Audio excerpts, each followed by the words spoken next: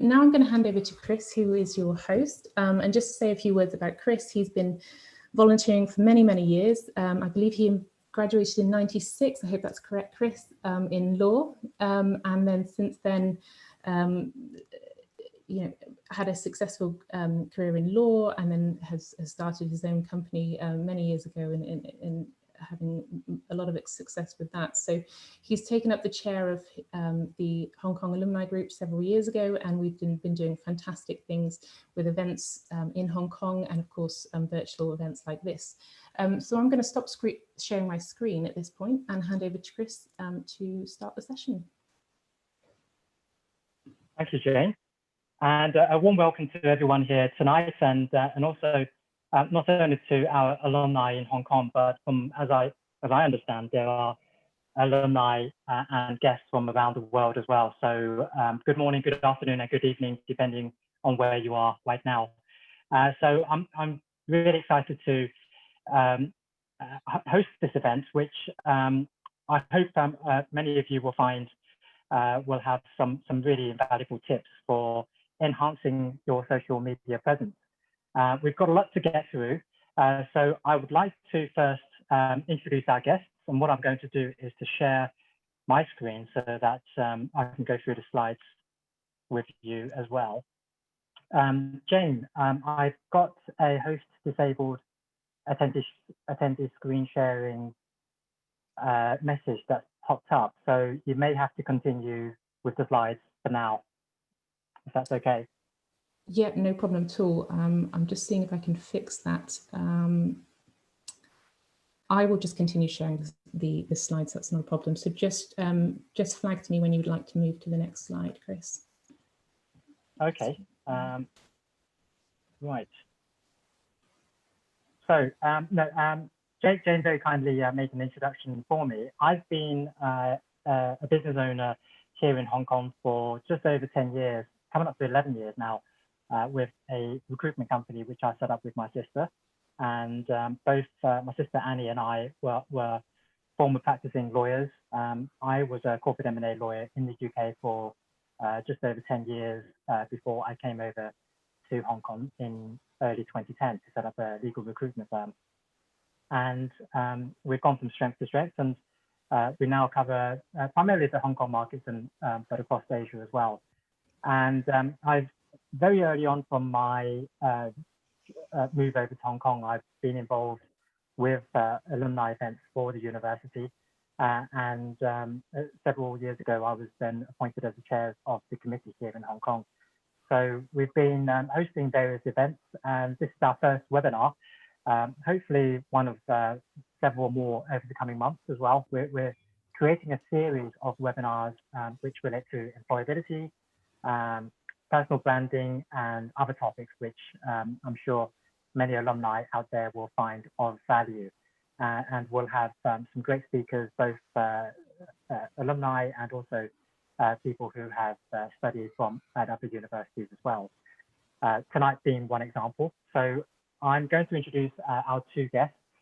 So if we go on to the slides relating to, firstly, Carmen Mok. Carmen is an account director at LinkedIn, where she partners with businesses across Hong Kong, Taiwan, and Macau. Leveraging the LinkedIn platform, and together with her strong recruitment experience, Carmen helps her clients build their social brand as well as grow their businesses through digital transformation. Outside of work, Carmen is an ally to the LGBTQ community, and she co-leads an internal resource group out at LinkedIn, Hong Kong. She read law at the London School of Economics and graduated in 2013. And her career has taken her to two multinational recruitment companies where she was a legal recruiter before she joined LinkedIn in April 2019 as a senior account executive. And now, in recent months, she was appointed and promoted to account director. On to the next slide. Lara, actually, I've asked Lara how you pronounce your surname. Is it Key or Cree? Qui. Oh, Cree, okay. Okay. Lara is a big law lawyer turned entrepreneur with an illustrious and diverse career spanning London, Hong Kong, and now Singapore. After graduating with a degree in modern languages at the University of Oxford, Lara embarked on a legal career in London, training firstly with Dentons and specializing in EU competition law upon qualification in 2000. Her legal career has seen her train also at the European Commission, as well as work at major international law firms.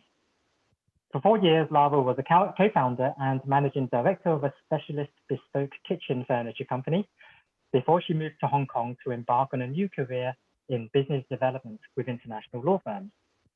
In her last role, she was head of business development Asia Pacific for major international law firms Duane, Morris, and Selvin, where she served for over 5 years. And just in the last month, Lara vacated this role to become an executive coach and business advisor with the launch of her new brand, Lara Q Associates, where she coaches lawyers, leaders, and founders on soft skills, business development, and leadership. She also helps individuals achieve more success in their career and personal life through one-to-one coaching. So if anyone needs inspiration here on how to successfully pivot from one career to another, look no further than Lara. So without further ado, we've got lots of content to get through, and frankly, I'm really excited to go through all of these points because there's so much to discuss. So on to our next slide. I'm going to hand over to Carmen, who's going to give us a few minutes introducing us all to LinkedIn and the wonderful stats that all LinkedIn account managers seem to have. So over to you, Carmen. Thank you so much, Chris, and nice to meet you all here on Zoom. Just a brief introduction of LinkedIn. So LinkedIn, our mission is actually quite simple. So we are here to connect the world's professionals to make them more productive and successful. And so far, we are still the largest professional network around the globe with over 706 million members and still growing. And we try to graph the whole economic graph, which is a representation of the global workforce in digital form. And currently, as you can see on the slides, we have 55 million companies, 11 million active jobs, even during COVID, and 36,000 skills and 90,000 schools. And our LinkedIn platform is still continuing to grow. I remember when I joined LinkedIn last year, we were growing at a rate of one new member every 2 seconds. And this year, since COVID, we actually have a massive growth rate, and we now have 3 new members per second, as well as 8 hires per minute. So these are all influence hire, which I can explain to you a little bit more later. And in the past 12 months, we have over 4 million hires. So I'm sure a lot of people who join this workshop will have sort of a basic understanding of LinkedIn, but I always like to start my workshop with a donut example to explain how LinkedIn works. And so a lot of people see LinkedIn as a job board, but we are actually a social media platform, just like Facebook or Instagram that you use daily. And but the content we post and the purpose of using our platform is a little bit different. So back to the donut example. So on Facebook, you usually talk about what kind of sorry, previous slide, please. So on Facebook, you usually talk about stuff that you like, and on Instagram, it's more about like pictures. Next slide, please. But on LinkedIn, it's more about your journey and your story and your career. So it's more professional related. For example, if you want to open a donut franchise one day, or if you're looking for a job at a donut company. So these are the different content that we encourage our members to post and engage with the community. Next slide, please.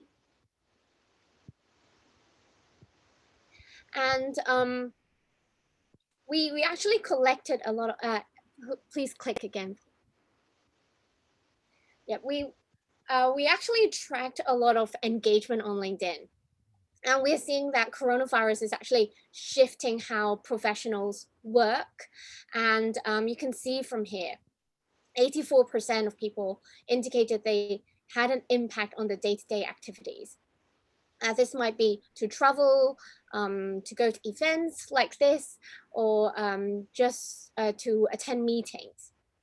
And what this means is that this is changing how people consume information. Next slide, please. So this is changing how people consume information. And what it means for you, if you are a job seeker or someone who is trying to further in your career, it means that your hiring managers or HRs or even like company business leaders, they're not just looking at your CV.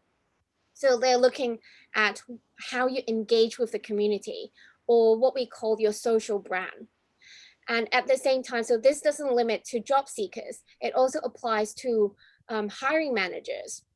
So I actually work with Chris and a lot of recruiters. So when they look at candidates, they actually look at their social brand as well as their CV. So it is becoming more and more important to build your brand online, because this is what people are looking for and how people are consuming information. So this is the most updated data. In Hong Kong, we currently have around 2 million members on LinkedIn platform.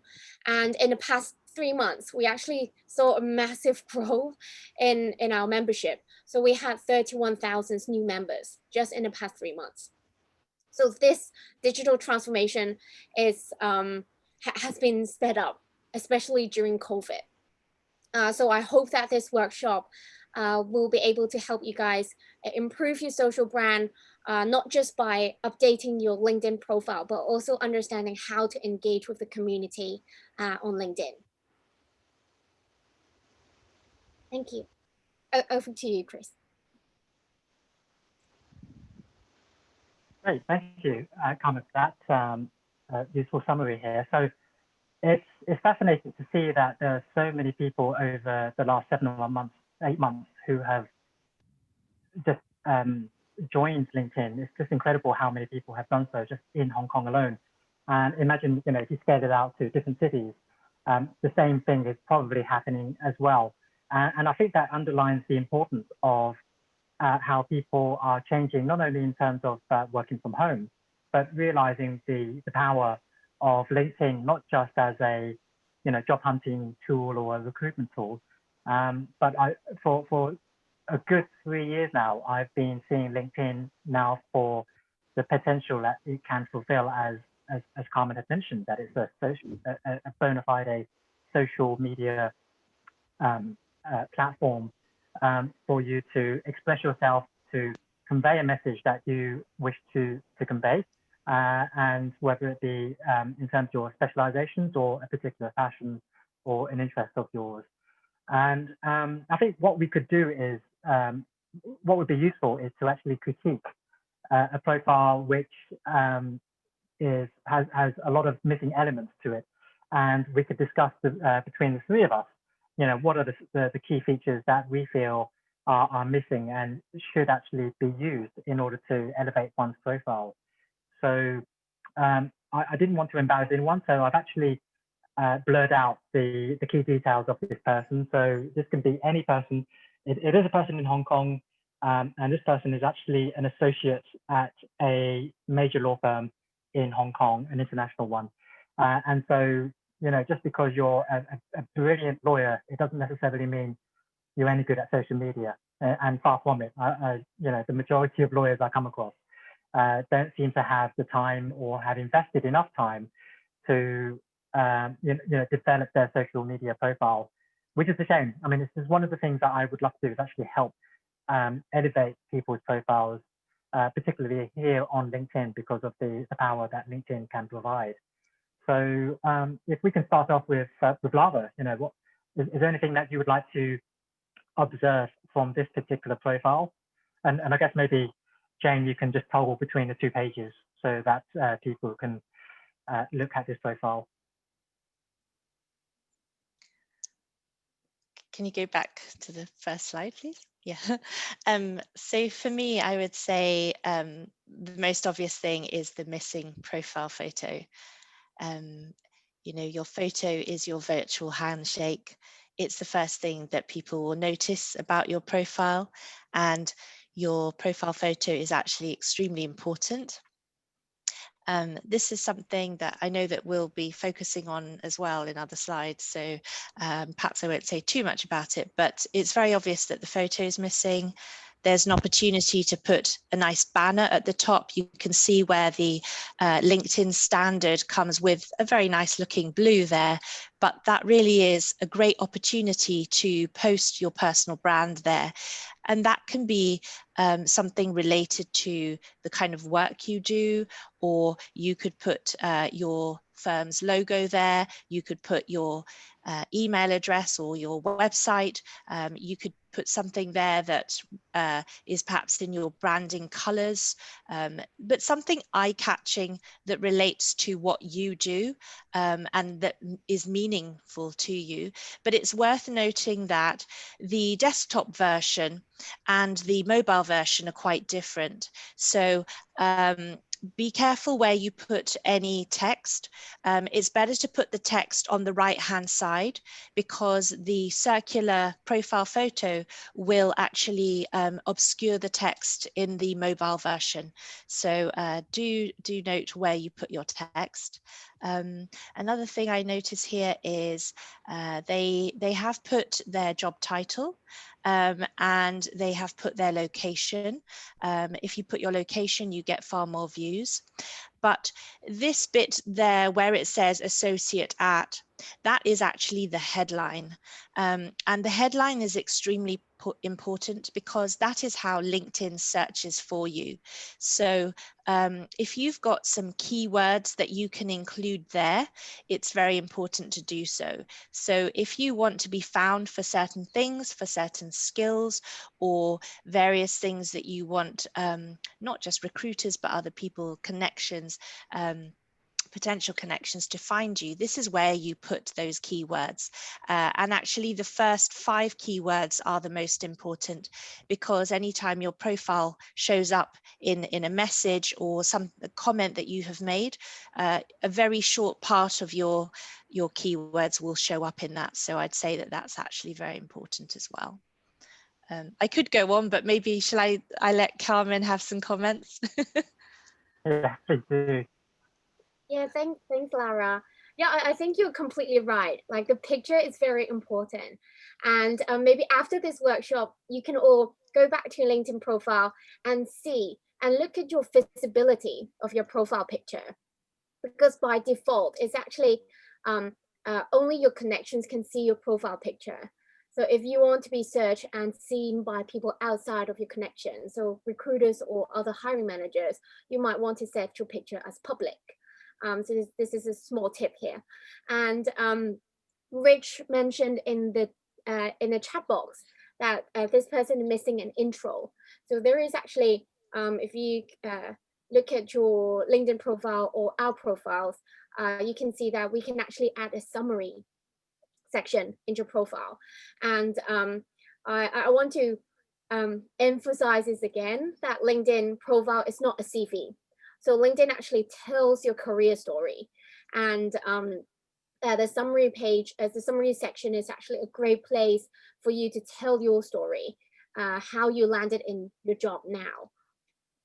And just something to add on to what Lara mentioned is the job title. So I'm sure Chris can echo on this. So I was a legal recruiter as well before I joined LinkedIn.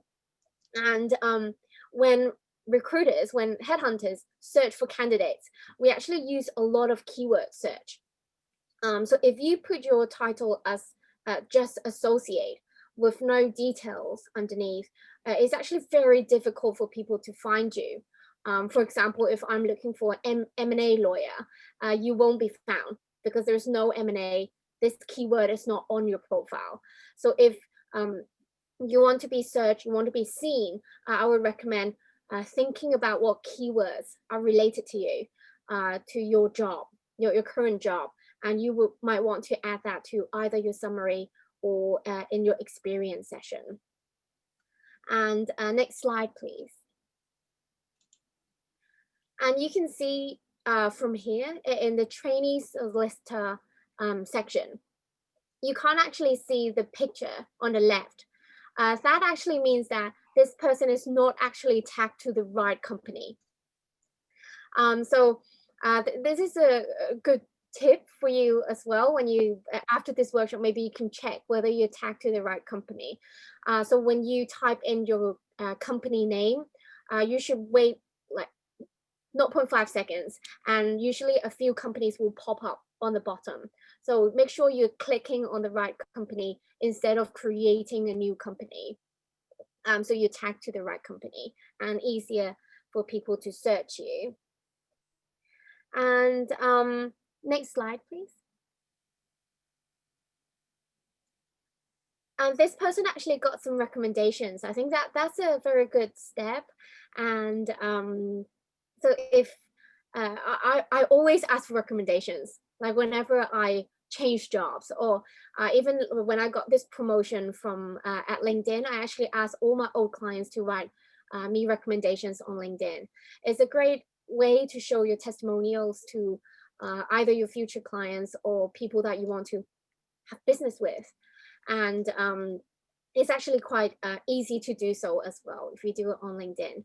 And I would also recommend like sending recommendations to your colleagues or people who work under, below you or above you. And one more thing to add that is not actually showing on these pages is that we actually have a skills section on your LinkedIn profile. And I mentioned that you can add M&A, for example, in your summary or your experience, but you can also do that in your skills section because that is also one way of how other people search for, how people search you. It's one of the filters people use. Yeah. Is there anything else to add, Chris? Yeah, I think I just echo both Laura and your thoughts as well. And on the recommendations, I found it very easy to use that function to send a request of somebody. It could be your former boss, or it could be a client, and say, you know, would you mind giving me a recommendation on here? And it's remarkably easy to go ahead with this particular request. And next thing you know, you'll probably have 4 or 5 recommendations. And you know, people will gladly give other people recommendations if they've worked well together or they know each other well. And I think that's a really great feature. With regards to the skills, I think also look at the market that you're working in, and in particular in Hong Kong, where so many jobs are reliant or require Chinese language skills. You know, you should actually have that, you know, with Cantonese, with Mandarin and English. If you're in Singapore or in Southeast Asia, you know, having other languages like Vietnamese or Bahasa and up there as part of your skill sets. That's really important. And if you're in Europe, you know, having multiple European languages as well, that's also that could be a good selling point and something that recruiters will often look at, and potentially clients as well. You know, people who may want to do business with you. And if we go back up to the first profile slide, you know, with smartphones being so advanced these days, there's no excuse not to have even a half decent photo of you, asking a friend or even doing a selfie if necessary, and having you know, having it shot outside with nice lighting, and you know, you instantly you've got a profile picture up there. And I think also it depends on the industry that you're in with the title. With in the legal industry, you know, you may have to be a little bit conservative and say, you know, arbitration lawyer at so-and-so firm, or corporate M&A lawyer. But then if you're in the creative industries, you know, you can get really creative with the titles, you know, something like content guru, or, you know, article expert or something like that. You know, that's something that grabs the attention of somebody when they're looking through your profile. And I've seen some really some very creative and innovative titles in there. But I think you have to reflect what it's like to be in that particular industry for when bearing in mind the language used in that title. So that's really useful. I think one of the I think we'll probably come across this in one of the other profiles that we'll look at, but there are a heap of other features that LinkedIn offer as well. So we can go through to the next profile, please, Jane. Okay, so on this particular slide, you know, here's sorry, on this, if we go back one slide. Yeah, so this one, I just wanted to highlight a few bullet points about what is a good LinkedIn profile. So, you know, it's got to have a message, you know, be like a CV or showing your credentials as an expert in a particular field. So, you know, the more creative you are, the more it's going to stand out. So this is your platform to go beyond a bog standard CV. As we already discussed, having visual aids, you know, having a good profile image, having nice, bright, colorful images or graphics in your banner, and having some sort of description as to what it is that you do. And so quite a lot of profiles actually have calls to action. And by that, I mean saying, you know, visit my website, my personal blog for more information on thought leadership articles on this particular area, or it may say, come to our website, our company website. LinkedIn posts, you know, we'll come on to that in just a moment, but just to give you a few brief points about this, you know, the content that we have increasingly now is not just a case of, well, here it is, I'm so great, you know, I've just been awarded a first-class degree in my law degree, but it's more about adding value. So it's the people that you will see who are the social media influencers on LinkedIn. They're posting up really strong content about their personal experiences or some aspects of their personal expertise that they can actually show off online, and can actually, yeah, people who read this can actually get some value out of that. Regularity is also an important matter as well. You know, having one post every 6 months, you probably won't be appearing in many searches or feeds of people. Whereas if you're posting once or twice a week about your area of expertise or the message that you're trying to convey, you know, you're more likely to have a much stronger presence on LinkedIn as well. And lastly, a lot of the really strong posts that I've seen personally have shown some element of vulnerability. You know, it's one thing conveying a certain social media personality, but I think the sorts of profiles that people tend to gravitate towards are those that actually have personal stories, where they have a personal meaning to what they write. So if we go to the next slide.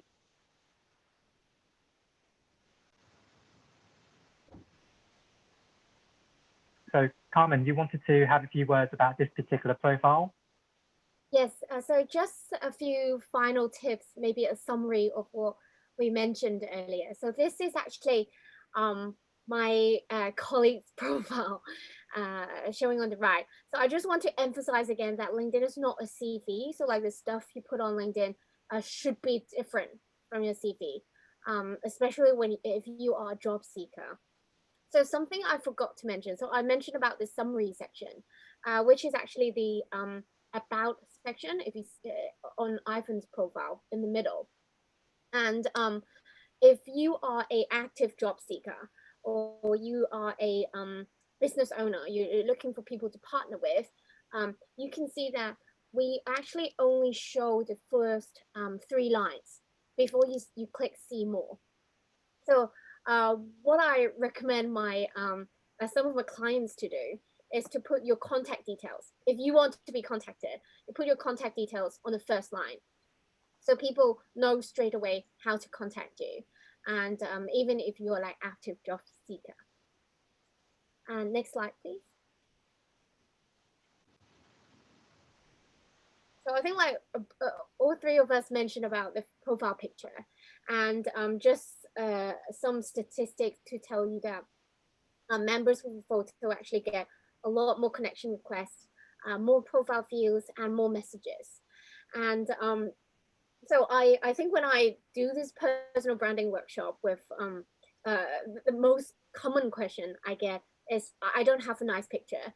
But as Chris mentioned, it doesn't need to be professional unless you want to be seen as a professional person. But if you look at like our pictures, Chris or Laris or myself, we actually have a quite casual or a semi-casual picture. So I would usually like pick one that represents yourself. It doesn't have to be professionally taken with a suit on, unless that is like a style you want to portray. And Carmen, I'd like to ask you, you know, during the LinkedIn branding sessions that you have with your clients, do you get any feedback from people who don't have photos as to why they don't have photos? Is it just pure laziness, or is it they are really ultra shy?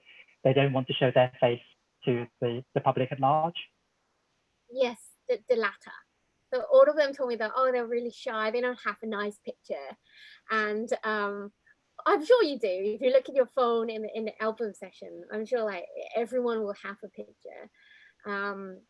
Yeah, but it really helps if you really want to like connect with the community. So I would definitely recommend putting a photo on. And on the right hand side here, it also shows the visibility button that I mentioned earlier. So I highly recommend you to set your visibility as public, so people can actually see your picture. Next slide, please. Yeah. Right. And I think this is something that Lara mentioned as well. So it's to put your location and your industry. So this is how recruiters or anybody search for people on LinkedIn. Is we usually do a location and industry. So I always use this example. So like, for example, if you are a HR at LinkedIn, so remember that industry is different from function. So if you are HR at LinkedIn, your industry should be set as internet and your job function should be set as HR. So there's a little bit of a difference here. And it's really important that you do this because, for example, because there are so many same titles in different industries. Like if we talk about the previous profile, there's so many associates in different industry. So when a recruiter wants to look for associate in a legal field, they will type in associate in the title and then put in legal services or law in the industry. Next slide, please. And so we actually added a skills assessment. So this is a new feature. Oh, sorry, it's not that new. It's 6 months old. And so we actually created a lot of tests that you can do. They are mostly tech related. And so Hong Kong, we were slowly pushing this out in Hong Kong, but actually in the States or in Europe, a lot of recruiters or hiring managers are actually using this tool to assess candidates. So as Chris mentioned, if you speak Chinese, you should put Chinese or Cantonese or Mandarin as a skill on your profile, so people know what to do, and as well as like corporate M&A, for example. Could I say something about skills? While we're still on that. So what's important in the skills section is, so you can add up to 50 different skills, and of course prioritize the ones that you want to be found for. but your connections can actually endorse you. So that means that they are confirming that they do agree that you have the skills that you say you do. And the more endorsements you have for any of these skills, the higher you will actually rank when somebody is searching for. So Carmen mentioned M&A. So let's say you're a lawyer in M&A and you've put it as your #1 top skill, and you had 120 people in your network endorse you for M&A. That would mean that when a recruiter is searching for an M&A lawyer, you would appear in a much higher up, and your chances therefore of being found for that by a potential client, by a recruiter, etc., would be much higher. So and another thing about the skills is that if you are actually looking for a job and you go into a job listing, it will state whether you are someone that matches the skills that they have stated. So I sometimes get a thing that will pop up and say, hey, Lara, why don't you apply for this job? You've got, 75% of the skills needed for this job, and you're in the top 10% of potential applicants. So, unless you list your skills, it won't be able to suggest jobs for you. And it will also, you can see what your fit is with that particular job. So the skills section is really, really important. So I would encourage anyone to do that. And I'd also like to mention about the recommendations section that we talked about earlier. Recommendations from other people is social proof that you are, firstly, who you say you are, that you secondly actually did work in the job that you said you did. But the best way to get somebody to recommend you is to recommend them first. So you will see on the slide, Jane, can you go back to that slide where it talks about the recommendations? Because I just wanted to mention this. But where you have the yes, here, this is it. So you can see under recommendations, it says received and given. I often actually look at the given because I want to see what kind of person you are. What are you saying about other people? Are you saying really nice things about them? Does it show your team spirit? What are you, what language are you using? How many have you given against how many have you received? But personally, I think, if I want somebody to give me a really great recommendation, I will actually give them one first and go, they'll notice that, of course, and they'll be really pleased with it. And if I've given them a nice recommendation, more than likely they'll give me one back. So please do go forward with a giver's gain attitude. LinkedIn is so much about adding value, like really offering other people value. So if you have a generous mindset, you will find that everything that you put in, you will get back in spades. So it really is one of those platforms where you can, as a very active user, you can gain a lot of profile views and things by your activity. So, please do like and comment on people's posts. I think in this earlier slide of this, just Jane, if you go back, you'll see that the person here, just a next slide, just before here, activity, that one, yes, activity. It shows that this person has 0 activity, like they just had the one comment that they made, like congratulations, but this is a person who's not actively posting anything. I'm sure, Carmen, you know what the statistics are, but actually there are very few users who post original content. So it means that if you are somebody who can create good content, LinkedIn will reward you. They actively promote anything that's generated by you, and that is your opportunity to share your knowledge, to become a thought leader, or just to show what a great person you are by liking and supporting others and making comments that add value to whatever the conversation is.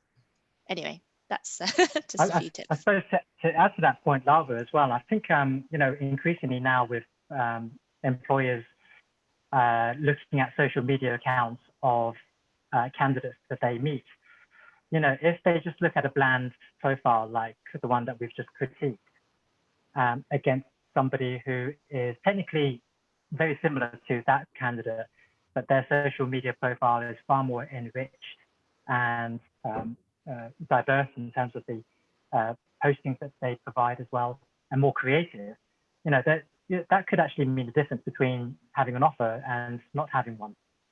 Yeah, and one thing that I'd like to say about that is, if you are thinking of being an author and writing a book, your social media is very, very powerful in terms of what publishers look for. So if, let's say, you've got a fantastic, LinkedIn profile, and you've got really great following on Instagram and Facebook, and you've been, sharing things about, what you've written, and people really like your style, and then maybe you have self-published some parts of your book or the whole thing or whatever.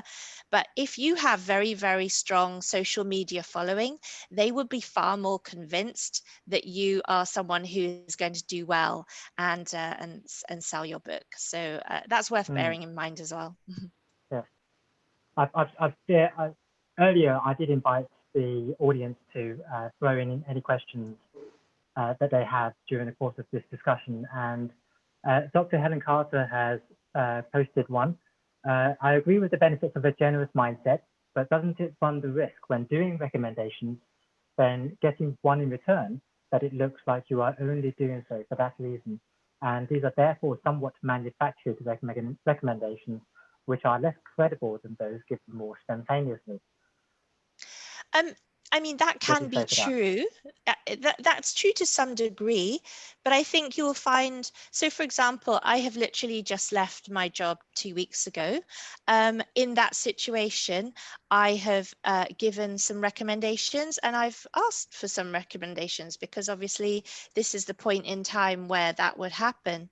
But I think in most scenarios, you don't always get one back, or you don't always, the situation doesn't always merit that you need to give a recommendation. So even though, this is quite a good tactic if you think that someone isn't going to give you a recommendation unless they want to return one. But, I think lots of people will give you one generously if you ask nicely. So yeah, I think it's, I suppose the key is not to bombard everyone with recommendations, but just to trial it with maybe 4 to 6 people, and then see how that goes and see what response rate you get in terms of a reciprocal recommendation from them. And even having 2 to 3 recommendations is probably sufficient.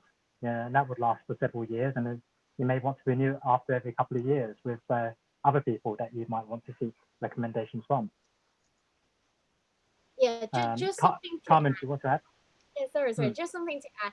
I think it's how people trust our platform and the information on our platform as well. So because this is a professional platform, and people don't usually lie on LinkedIn on your experience, because it's so easy for someone to find out. And when you actually give a recommendation, your profile will be tagged to that recommendation. So this actually made people do more genuine recommendations as well. And so I hope that answers your question on the credibility. Yeah, thank you. And we've also got another question from Jake. How do you strike a balance between being active on LinkedIn and not writing anything which contradicts your current employer's corporate and confidentiality policies? Yeah, you always need to be very conscious that where you've got your company name stated as part of your LinkedIn profile, that you are acting as an ambassador to that company.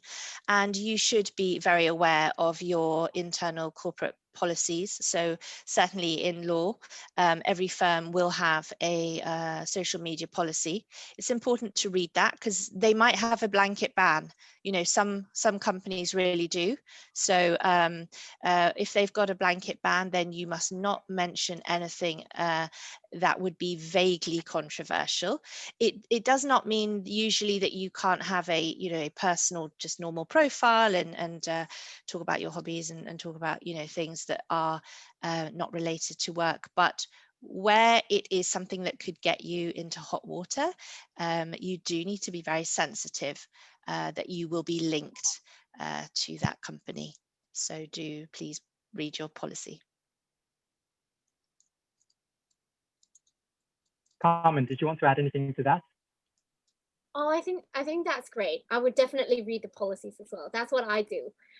Even I worked at LinkedIn. There's a very big policy that I need to follow.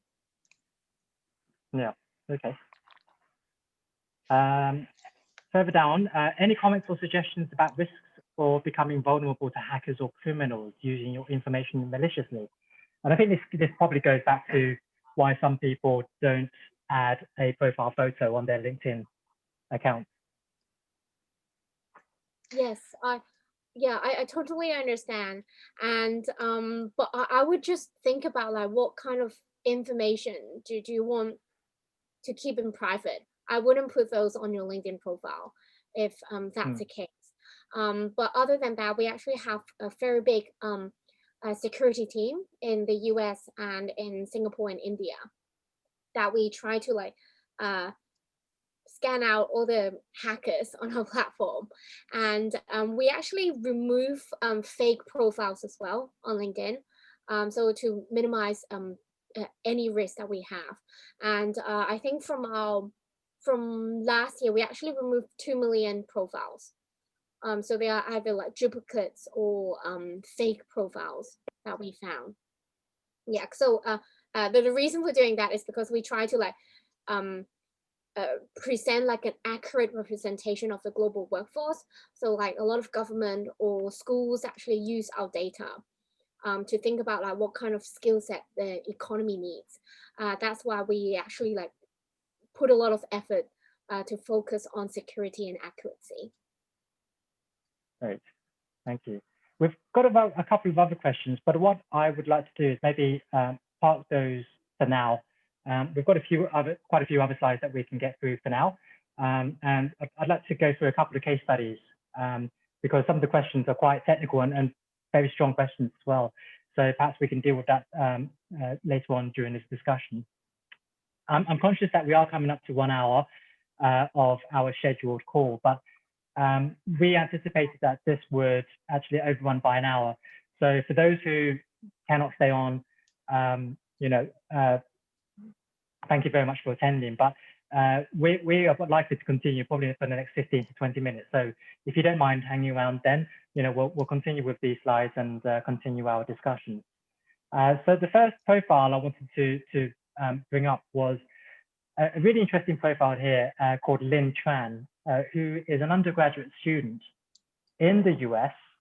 And you would expect, LinkedIn profiles to be used by experienced professionals and posting about their expertise and their specializations. But this is a prime example of somebody who hasn't even started working life, full-time professional working life just yet. And she's regularly getting anywhere between 100 and 1,200 likes on many of her posts. And she doesn't graduate for another 2 years. So I think her profile is really remarkable. By all means, follow her or connect with her. I've also spoken to Lynn as well, and she's happy to be used as a case study profile as well. I'm not sure, Lara or Carmen, have you had a chance to look at the profile, and if there's anything that you would like to comment about her profile? What is it that you like about the profile? Well, I think the thing that sort of stands out mostly is obviously she's got a lovely profile photo there. She's smiling and is very easy to see her features, so you would recognize her if you met her. And she's got a nice banner there. She's obviously using sort of purple, bluish colors as her personal branding. She's written her name there nicely, and then marketing and branding. Then she's using the keywords in her headline there as well. So you can see she wants to be known for branding, growth, content marketing, storytelling. And then she's got a sense of humor here, because she says, if you're still reading this, then I marketed right. So she's saying, you know, I do marketing and branding, and you're obviously reading this and it's been eye-catching, so I'm doing something right here. So yeah, I think, you know, it makes a good first impression. You know very clearly what she does, you know what her name is, and you can see her face. Yeah, I think those are great points. So just I don't want to repeat anything. So just something to add is that if you notice, next to her name, there's a speaker button. So this is a new feature on LinkedIn. You can actually say your word, and for example, Lara, you can put that on your profile so people know how to pronounce your name. Yes, I've put that there, and I actually posted about that yesterday. Yeah, that's great. Yeah, yes, it's a great new feature. Just a housekeeping question. We've just got a couple of questions from people saying, where will the link be for this particular discussion when it's once it's recorded and then posted on the alumni website? So question to Jane is, will there be a follow-up email to all of the attendees with a link to the recording? Yeah, we'll send out a link in the next few days, an email to everyone who registered, including the link. I did post it in the chat right at the start when we were starting the meeting. So if you scroll right up, I'll see if I can find it here on my screen. I'll post it right again at the end as well, if you just bear with me. I won't interrupt at the moment because we're on the screen sharing. Sure, thank you. So if we go further, scroll further down onto the next slide of Lynn, and we'll go on to the About section. It might be a little bit too small for most people to read, but I found this really interesting. I mean, Lara, I think you had a couple of thoughts on this. Yeah, I've got it on another screen so that I can see it a bit better. I thought she's really been very creative here. So she says, they say personal branding is not about you.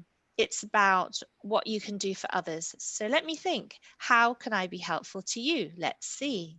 And so she's even got read the bold if you don't have time.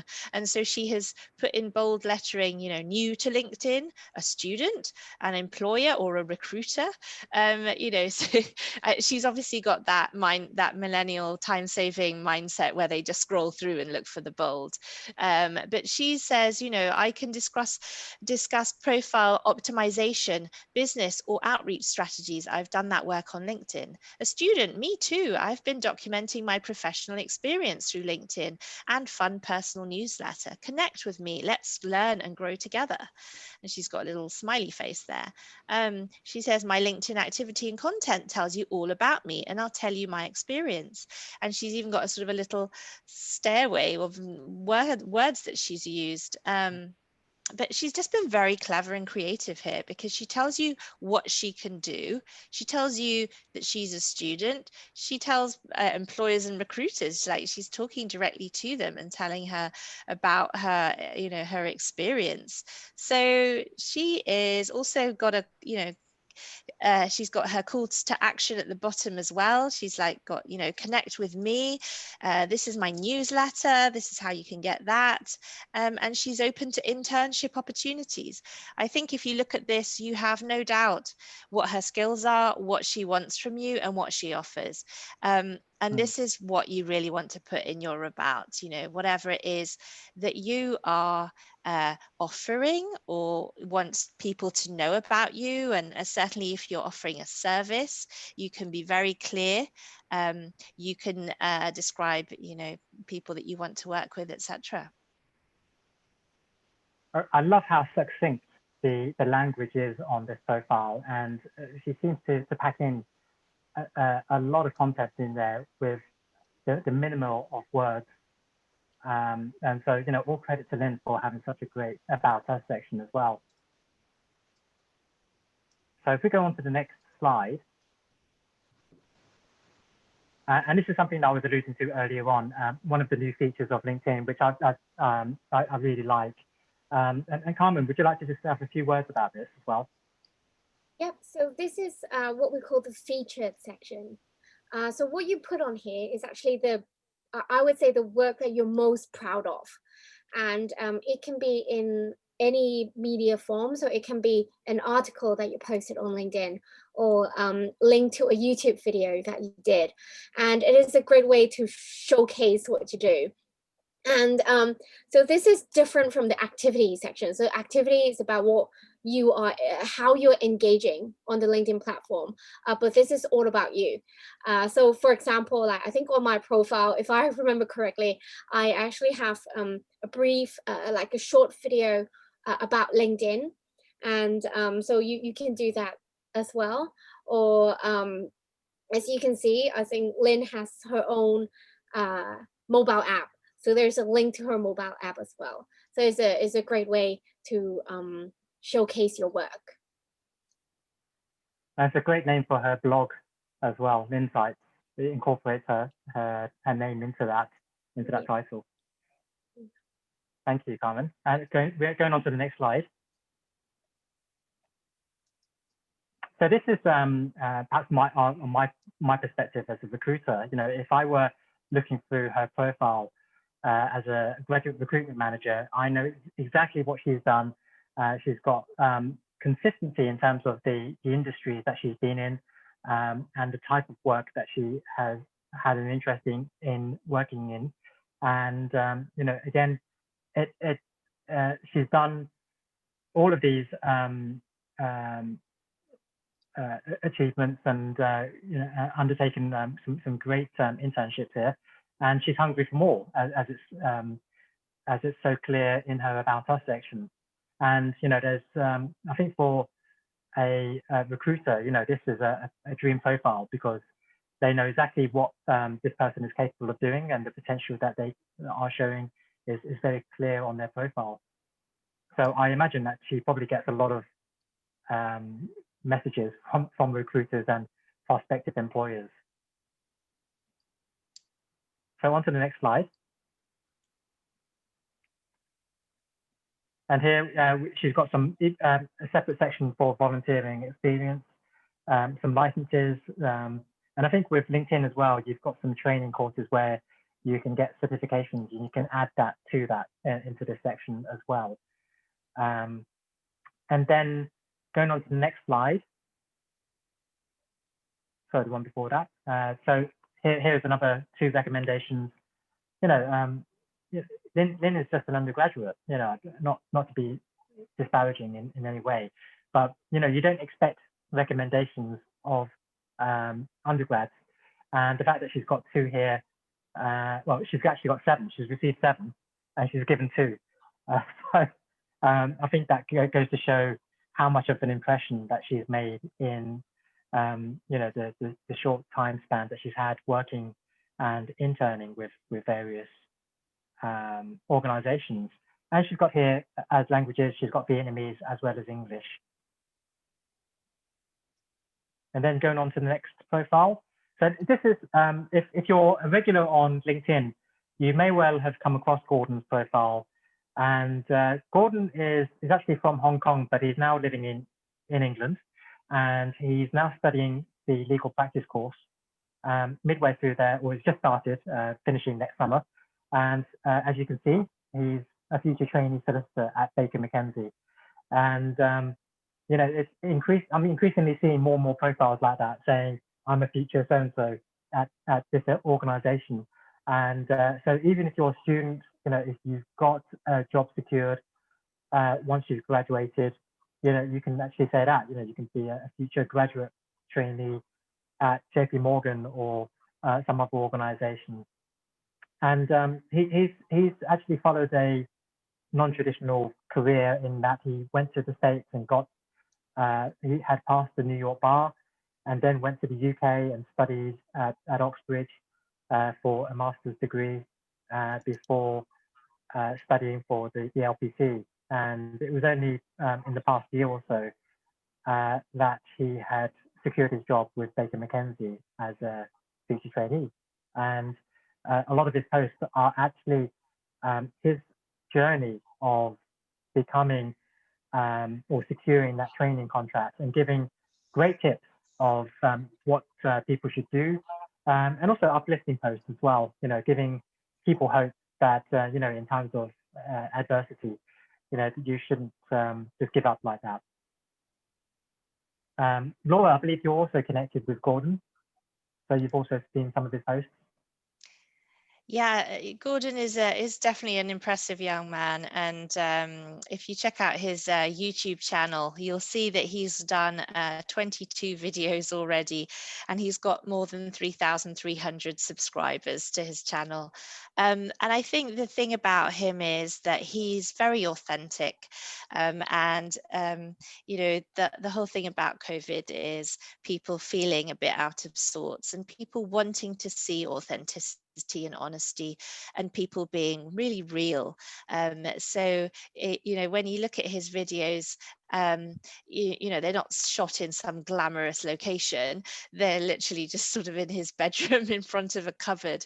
But he gives you valuable content. He's sharing his thoughts. He's telling you how he did various things.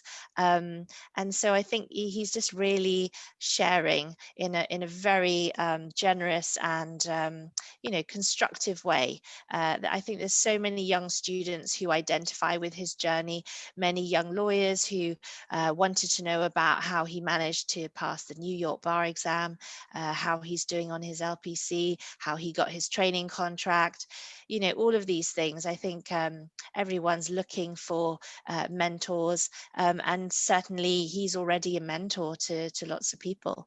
So LinkedIn's a great way to showcase that you could be a mentor to others, and to help others in that way. Yeah. And if we go on to the next slide, if I believe, yes, that's right. So this is actually his featured section. So you can see a lot of his posts, which are featured, are actually his YouTube videos. And you can see there's an incredible, almost 4,000 likes on his latest YouTube video. Yeah, exactly. But they're just really simple and very real, and he just does them with his own little iPhone, and I know, actually, Carmen, you can probably talk about this, but LinkedIn really favors video.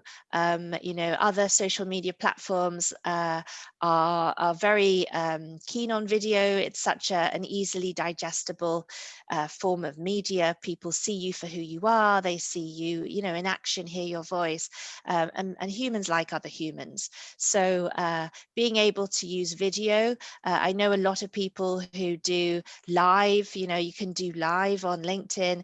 You can do, link your YouTube as well. LinkedIn tends to prefer you to stay on the platform. So if you can do a video and have it on the platform, you are more likely to get more views. I think that's true, isn't it, Carmen? Yes, I think there is a question around the algorithm on LinkedIn as well. So video definitely get the most engagement on LinkedIn, as well as pictures. So actually, I think like 90% of people scroll through LinkedIn are doing it on their phone. So if you post like a very long article, it's actually not too attractive to a lot of people. So people usually stop when they see a picture or a video. So that helps. And I think with Gordon's, it's a great example of cross-platforms promotion. And although I work for LinkedIn, I'm not against, I still use Instagram or Facebook or YouTube. I actually have my dog's YouTube channel as well. And this is a great way to show that you can actually do cross-platforms promotion. But you just need to like keep in mind that on LinkedIn you keep your content more professional. But I do see a lot of people posting YouTube links onto LinkedIn platform as well. Great. Okay, thank you. And going on to the next slide. So this is just a brief, he hasn't written a great deal, but what he does write counts, both in his the title and also a brief description of what he's done in each particular organization. And then moving on to the next slide. He's also, again, he's a student who hasn't quite entered the full-time permanent qualified professional career path just yet, but he's still already got a couple of recommendations being given to as well. So on to the next slide. And then, I think this is where his strengths are, in publications, writing content, not just social media, but also, the hard law. So he's got plenty of legal reviews and articles and analyses on certain legal topics. Languages, again, he's got Cantonese, English, and Mandarin added on there. And from what I understand of the UK market, it's still the case that maybe having Chinese language skills isn't as important as, say, European languages. But still, it's worth adding there because in future he may want to either move back to Asia in the longer term, or he may actually be interested in what many law firms are interested in is setting up an overseas desk in a different country. So having a China desk or an Asia desk from London, so that he would actually be a main focal point. So certain law firms may think of that as an attractive skill set to have if he were to stay in London in the long term. Going on to the next slide. So this, going on to our final section, and these are some of the examples where we've picked out some great examples of storytelling on LinkedIn. And it's not just a case of having the usual bog standard, we're delighted to announce the opening of a new office. A lot of people aren't particularly interested in that. These are people who have, some of their own personal experiences and stories to tell. And we'll just flick through these before we go on to some of the Q&A. So for the next first slide, well, the first example is Gordon. So here is an example. He's got well over 2,000 likes. But just to impress upon the fact that you're not going to go from 0 to 2,000 likes on a post overnight. This is something that he's built up over quite a long period of time, well over a year now. And some of the ones that you'll see who are hitting even greater heights in terms of the numbers of likes and comments, they'll have been doing that for a good 2 to 3 years, and really tied the market to grab their attention. And so, so Gordon here has been working on it consistently and frequently, and also, has given a lot of thought on the quality of the content that he's posting up. Okay, on to the next slide. So I think, Lara, you're also connected with David, who's Yes. based in Malaysia, and I think he's a retired HR professional. Is there anything you would like to add about David's post? Yeah, this chap is amazing, actually. He gets incredible engagement because he always shares very personal stories. So this is a very good example. I remember my first promotion. First thing I did was called my wife. Second, I thanked all the people who helped me. Third, I was grateful that I have people to share my happiness with. And so, he always makes some statements, or there's always a little moral to his story. And you can see that, he got 1,699, likes or appreciation or loves, and then 224 comments, because there's always some idea there that you want to comment on. And I must admit that it's one of my daily activities to like and comment on his posts, because actually what he writes is, a really good, nice wisdom. And he's written a book with all of his nuggets of wisdom in it. And he's doing a fantastic job in promoting that. But what you can see is they're very short sentences, it's spaced out nicely. exactly as Carmen mentioned, most people are looking on their mobile phone, and so to keep it simple and nice and easy to scroll through and like and comment. So yeah.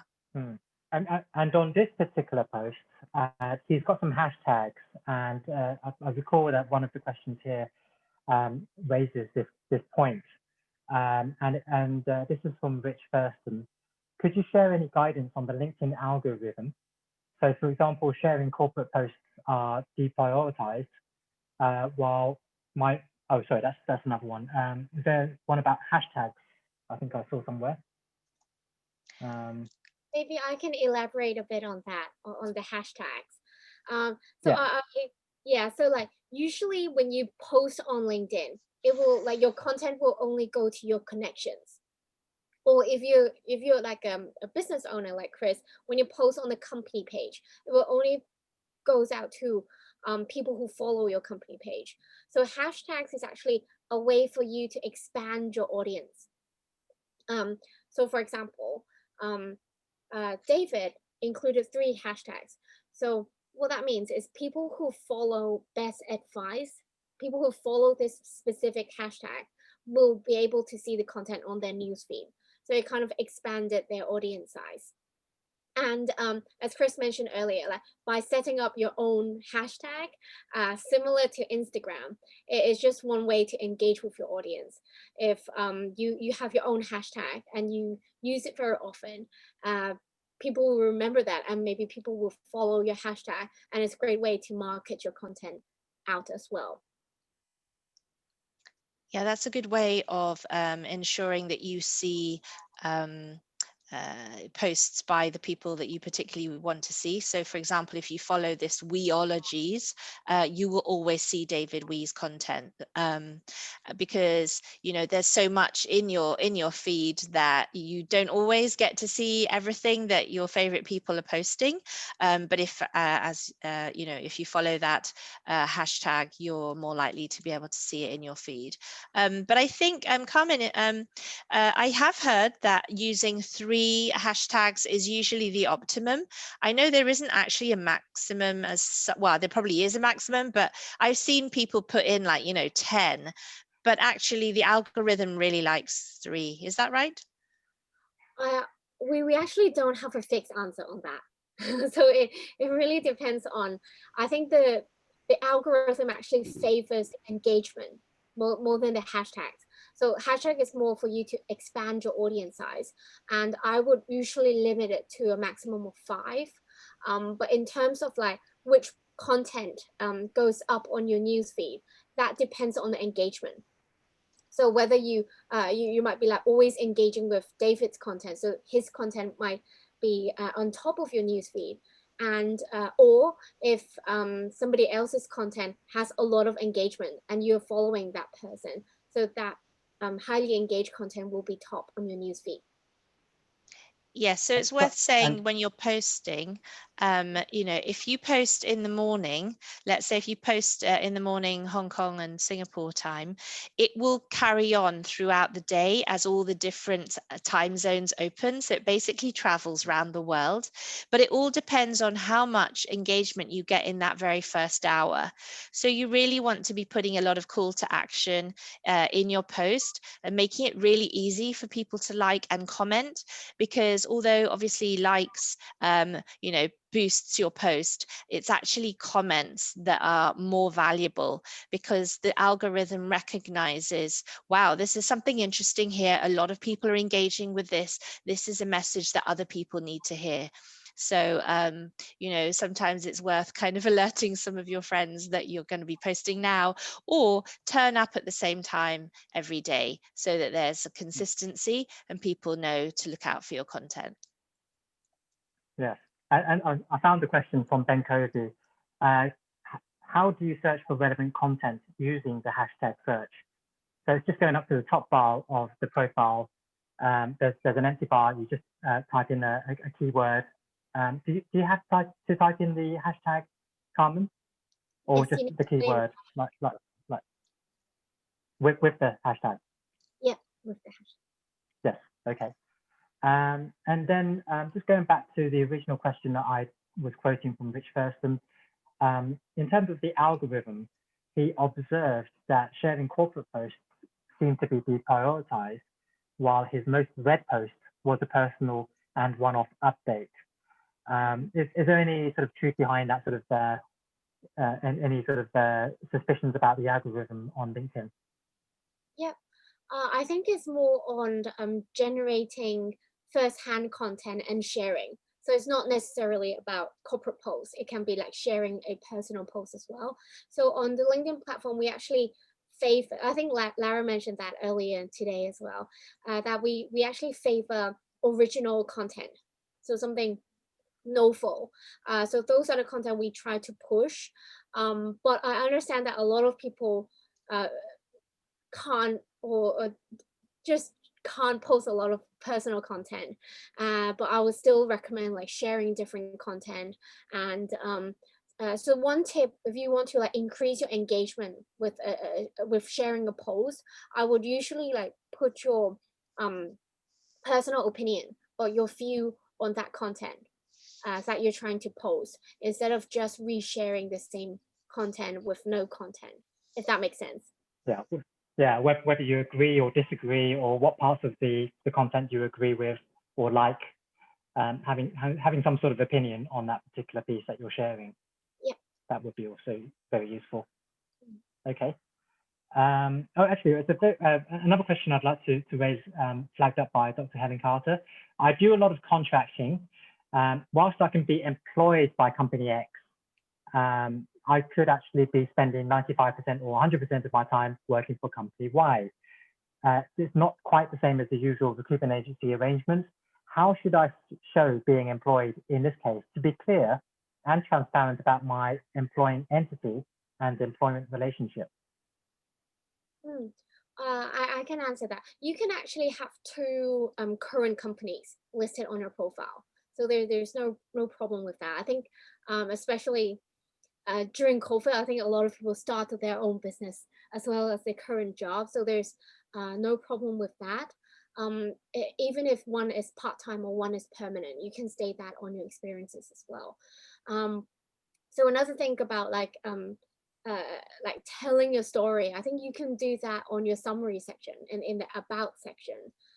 If you want to elaborate a little bit more about how you work between two companies or why you're employed in two companies to tell a story. I think the arrangement I've seen in that matter is quite a lot of large banks, their talent acquisition teams are actually outsourced to what's known as an RPO.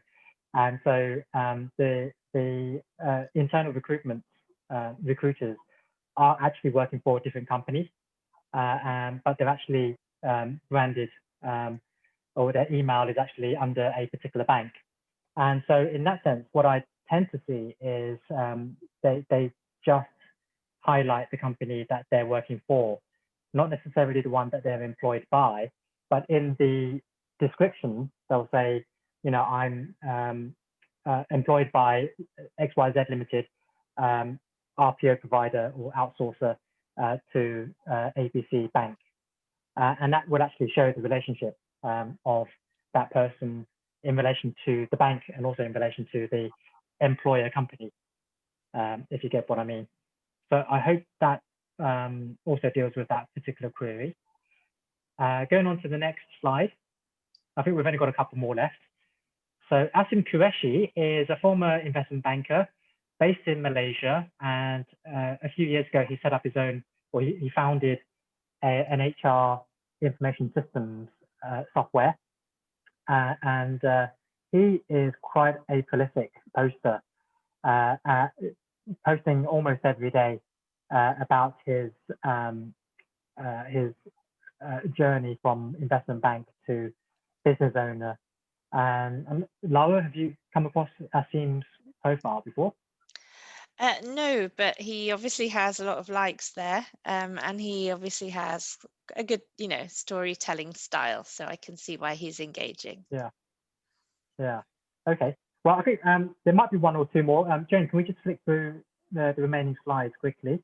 Oh, and of course we've got Lara's as well. And I picked this one out because this was an example of your storytelling from your own perspective about jumping from, big corporate life to your own business. Do you have a few words that you could say about this particular post? Yeah, I was experimenting with emojis in this, as you can see, but using very short sentences, and really saying, tell me about the times that you've made a big change in your life and why you've never regretted it. So, you can tell a story about how you've done something, and then you invite people to add, their personal story as well. And most people really do like to, tell you about them as well, and it is very nice. So yeah, I think adding some emojis just makes it a bit more fun and interesting. Definitely appeals to the younger generation, and I had a lot of fun just picking out some emojis to put in there to make it a bit more colorful. Yeah, takes a little bit longer, doesn't it, to pick out those emojis? Yes. Takes effort, it does, but it's good. Yeah. Okay, thank you, Lara. And then any more slides? And also from our first profile, Lynn. So this one is again, it's attracted over 700 likes, over 130 comments to this. And I think, and this is her personal experience of being rejected or having rescinded offers as a result of the coronavirus pandemic, and just showing her vulnerability. And at the end, she's given a tip about what to do about it. So I just encourage everyone here who's watched this evening to follow or connect with these people, and use these as inspiration. Don't think, oh, I'm just going to come up with something completely novel and creative. Get that sort of spark of inspiration by following a dozen or so prolific posters out there on the social media, and start experimenting yourself and seeing what sort of message that you can convey. I tend to stick with 2 or 3 themes on recruitment related, job hunting experiences, and also my own experiences as a business owner. And I tend to stick to those 3 things unless it's company related. So going on to the next slide. Okay, so we've come up to the natural end of our presentation tonight, and I think we've actually dealt with all of the questions as well. So if we just close tonight with some closing comments from both Lara and Carmen. Are there any particular points you would like to just flag up or summarize this evening? I would say if you are, looking to grow awareness of just your presence in this world, and share some value for other people, and want to connect with others, it's such a great platform. This is definitely the professional platform. I certainly have gained fantastic benefits from using it myself, finding guests for a podcast, getting myself on a podcast, sharing content, having recently launched my new business, having been able to share my new qualifications and get new clients straight away, in my inbox, without even starting to reach out to anybody. So it's really powerful and it's very enjoyable. I personally really enjoy getting on LinkedIn. I must say that I'm a little bit addicted to it. So there's definitely a danger of being on it too much. But it's great. So please do. I hope some of the tips that we shared today will be useful for you. So please do reach out and connect with me on LinkedIn. I look forward to connecting. Yeah. Thank you, Lara. Yeah, thanks, Lara, and thanks, Chris. So just last words for me. I think I just want to emphasize that LinkedIn is not a job board, but a social media platform. So when I talk to a lot of friends, they will tell me that I'm not looking for a job. I don't need LinkedIn. But the biggest advice I can give is that don't wait till you're looking for a job to build your profile, because branding actually takes a lot of time, and you never know what LinkedIn can unlock for you. It might be different business opportunities, or even for you to just connect with your alumni, as an alumni in different country. So my LinkedIn profile, I think it's listed in the invitation. You can connect with me if you have other LinkedIn questions. I'm happy to answer anything from you guys. Thank you so much. And I think with the, hopefully with the follow-up newsletter, if we could request of Jane to just add some of the LinkedIn profiles of both Lara and Carmen so that people can actually connect with them. And when you do connect, just mention that you also attended today's webinar, and so that you can also interact with them both in the future with their posts, and also hopefully gain some inspiration from what they also post up. So, you know, I think we've overrun a little bit, but I hope everyone's enjoyed today's webinar and gained a lot of that valuable insights into this. And we, as I said, you know, we are planning on doing more webinars, so please do keep an eye out for the future newsletters. If you haven't done so, please join the University of Exeter Hong Kong alumni group on LinkedIn, where you'll also get notices of future events. And I think for the foreseeable future, we'll be doing events online rather than in person. So stay healthy, and thank you so much again, and good night. And thank you very much, Chris, Carmen and Lara. It's been really insightful, and I can see from the comments that many others have found it really useful. I posted out the link again where the recording will go. I'll share out the link, and including a couple of the things that Chris mentioned there, links to your profiles, etc. In the coming days. Thank you again for joining us. I'm certainly going to go back to LinkedIn now and have a look at my profile and have a think about what I'm doing wrong and what I should be doing. So yeah, great. Well, thank you very much, and enjoy the rest of your evenings in Hong Kong, Singapore, and wherever else you are in the world. Thank you.